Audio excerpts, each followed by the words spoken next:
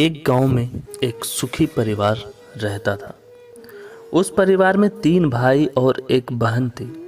उनके माँ बाप उन चारों से बहुत प्यार किया करते थे, मगर बीच वाले बेटे से थोड़ा परेशान थे, क्योंकि बड़ा बेटा पढ़ लिख कर डॉक्टर बन गया और छोटा बेटा भी पढ़ लिख कर इंजीनियर बन गया था। मगर उनका बीच वाला बेटा बिल्कुल गंवार और आवारा ही बनकर रह गया। अब उनके 2 बेटे डॉक्टर और इंजीनियर ने भी शादी कर ली थी और कुछ महीनों के बाद ही उनकी बेटी की भी एक अच्छे घर में शादी हो गई। मगर बीच वाला बेटा अभी भी कुंवारा ही था, क्योंकि वो बिल्कुल अनपढ़ था और कहीं पर मजदूरी का छोटा सा काम करता था। इसलिए उसे शादी के लिए कोई भी लड़की नहीं मिल रही थी और उसके माँ बाप उससे बहुत परेशान हो चुके थे। अब जब भी उसकी बहन अपने मायके आती तो पहले वो अपने डॉक्टर और इंजीनियर भाइयों से मिलती थी, मगर बीच वाले भाई से वो बहुत कम मिलती थी, क्योंकि वो उसे ज़्यादा पैसे नहीं दे पाता था। लेकिन फिर भी वो अपनी बहन से बहुत प्यार करता था।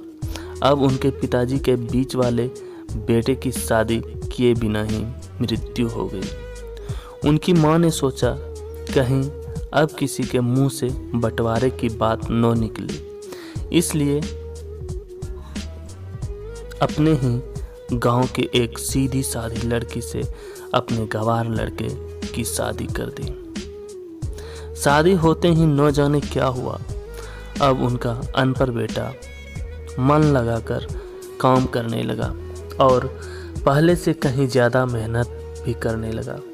अब तो उसे कोई भी दोस्त बुलाने आता तो वो उसे बस यही कहता था कि पहले तो मैं जैसे तैसे अकेला कमा कर खा लेता था, मगर अब मेरी शादी हो गई है तो मुझे अपनी पत्नी के लिए भी कुछ कमाना पड़ता है और कल को आने वाले बच्चों के लिए भी कुछ जोड़ना ही पड़ेगा। इसलिए दोस्त, अब मैं तेरे साथ नहीं घूम सकता।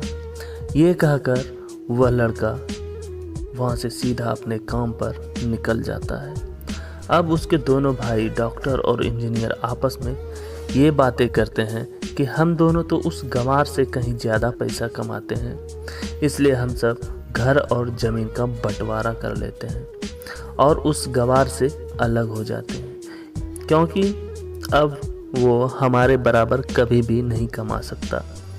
इसलिए उन दोनों भाइयों ने अपनी माँ के लाख मना करने के बावजूद भी बंटवारे की तारीख तय कर दी और उन्होंने अपनी बहन को भी बुला लिया और अपने गंवार भाई से भी कह दिया कि आज तुम अपने काम पर मत जाना, क्योंकि हम सब आज घर और ज़मीन का बंटवारा करेंगे।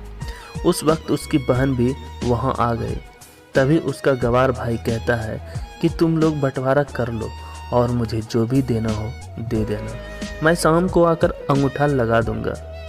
तभी उसकी बहन कहती है, अरे बेवकूफ़, तू तो अनपढ़ का अनपढ़ ही रहेगा।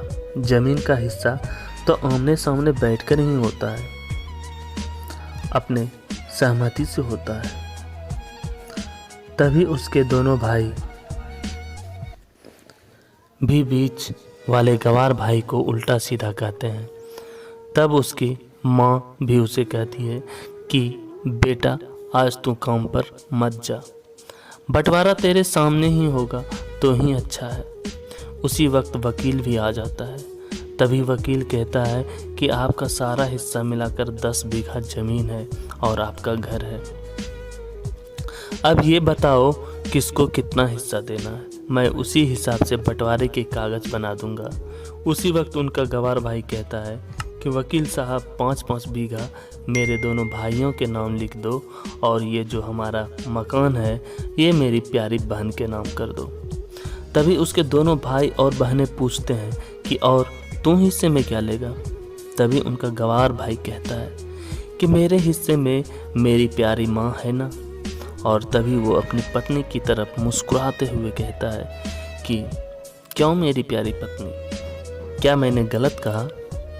उस गंवार की पत्नी ने अपनी सास से लिपट कर कहती है कि माँ से बड़ी वसीयत क्या होगी मेरे लिए।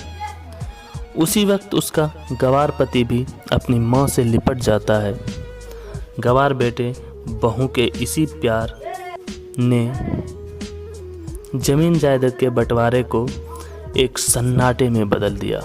तभी बहन अपने गवार भाई के गले लगकर रोते हुए कहती है, भैया मैं आपको समझ नहीं सकी। तभी उसका भाई कहता है कि मेरी प्यारी बहन, इस घर में जितना अधिकार हमारा है उतना ही अधिकार तेरा भी है। और रही बात बंटवारे की, तो बंटवारा करने से हमारा जीवन रुक तो नहीं जाएगा।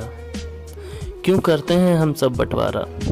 क्या हम एक साथ मिलकर नहीं रह सकते जैसे हम बचपन में मिलकर रहते थे?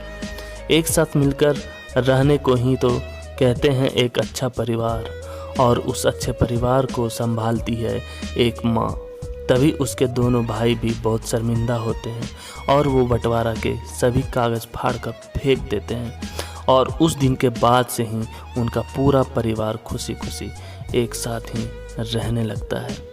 तो दोस्तों, ये थी एक परिवार और माँ की सच्ची कहानी। आप हमें कमेंट करके बताएं कि आपको ये कहानी कैसी लगी। अगर ये कहानी आपके दिल को थोड़ा सा भी छुआ हो तो इस वीडियो को शेयर ज़रूर करें, और ऐसी ही कहानी सुनने के लिए हमारे channel A to Z story को सब्सक्राइब ज़रूर कर लें। और हाँ, बेल आइकन दबाना ना भूलें।